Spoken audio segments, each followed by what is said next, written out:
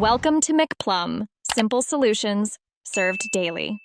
In this video, I will show how to make and can blueberry jam step by step. Start by washing 4 cups of blueberries and set up a clean workspace. Measure sugar and 2 tablespoons lemon juice to balance sweetness and acidity. Sterilize jars and lids while you prepare berries. I'll guide you through crushing, cooking to gel point, testing thickness, and sealing jars so your jam stores safely and tastes fresh.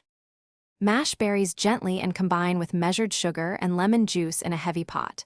Bring the mix to a full rolling boil over medium-high heat, stirring frequently to prevent scorching and to activate pectin.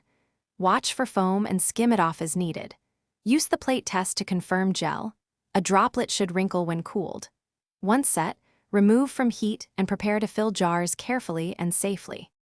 Use a ladle and funnel to fill hot jars, leaving about 1/4-inch headspace to allow for expansion during processing.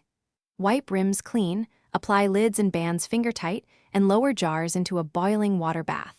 Process for the recommended time to ensure safe preservation and destroy potential microbes.